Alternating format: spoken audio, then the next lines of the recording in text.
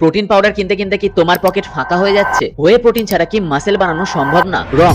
হোয়ে প্রোটিন ছাড়াও low budget দিয়ে তোমার হাই কোয়ালিটি প্রোটিন ডায়েট করা পসিবল। দেখো, বডি বানানোর জন্য দরকার তোমার ডেইলি প্রোটিন ইনটেক, কিন্তু তার মানে এই না যে শুধু তোমাকে হোয়ে প্রোটিন খেতে হবে। ইন্ডিয়ান লোকাল খাবারে প্রচুর cheap but high quality protein source আছে। শুধু সেই প্রোটিন সোর্স গুলোকে তোমাকে জানতে হবে এবং ক্যালকুলেট করে নিজের ডায়েটে অ্যাড করতে হবে। সো আমরা চলো একবার দেখে নিই যে আমাদের লোকালে কি কি প্রোটিন সোর্স অ্যাভেলেবেল আছে। ডিম 5 থেকে 6 টাকা পার পিস, এক পিসে থাকে 6 গ্রাম প্রোটিন। ছোলা বা মসুর ডাল 100 গ্রামের দাম হচ্ছে 10 থেকে 15 টাকা।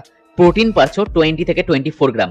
যখন তুমি ছোলা বা মসুর ডালটাকে কুক করবে তখন তোমার প্রোটিনটা কমে যাবে 8 থেকে 9 গ্রাম হবে। তবে আমি যে প্রোটিনটা বলছি যে 20 থেকে 24 গ্রাম, সেটা হচ্ছে ড্রাই ওয়েট বেস। নেক্সট হচ্ছে সয়াবিন, 100 গ্রামের দাম হচ্ছে 10 থেকে 12 টাকা, যার মধ্যে প্রোটিন আছে 35 থেকে 40 গ্রাম। ড্রাই ওয়েট যদি করো সেটা তোমার 30 থেকে 40 গ্রামই থাকে, বাট যখন তুমি সোক করবে বা তুমি যেটাকে সেদ্ধ করবে তখন সেটা হয়ে যায় 17 থেকে 20 গ্রাম প্রোটিন। নেক্সট হচ্ছে দুধ, 20 ml এর দাম হচ্ছে 10 থেকে 12 টাকা, সেটা ফুল ক্রিম হোক বা টোন্ড মিল্ক। প্রোটিন পাচ্ছ 6.4 থেকে 7 গ্রাম। সো আমাদের কাছে এরকম আরো অনেক ইন্ডিয়ান প্রোটিন সোর্স আছে যেগুলো তোমার খুবই cheap but high quality protein source. তোমরা যদি জানতে চাও যে এরকম আর কি কি সোর্সেস আছে তাহলে কমেন্ট করো প্রোটিন, আর আমি তোমাকে একটা পিডিএফ পাঠিয়ে দেবো যার মধ্যে অনেক ইন্ডিয়ান ফুড সোর্সেস থাকবে, যার প্রাইস এবং পাশে দেওয়া থাকবে যে কত গ্রাম প্রোটিন তুমি পাচ্ছ। সো একটা কথা মাথায় রাখবে, লো বাজেট মানে লো রেজাল্ট না। আর এরকম আরো ইনফরমেশন বেসড ভিডিও পেতে মাস্টার অফ বডি বিল্ডিং কে এখনই ফলো করো।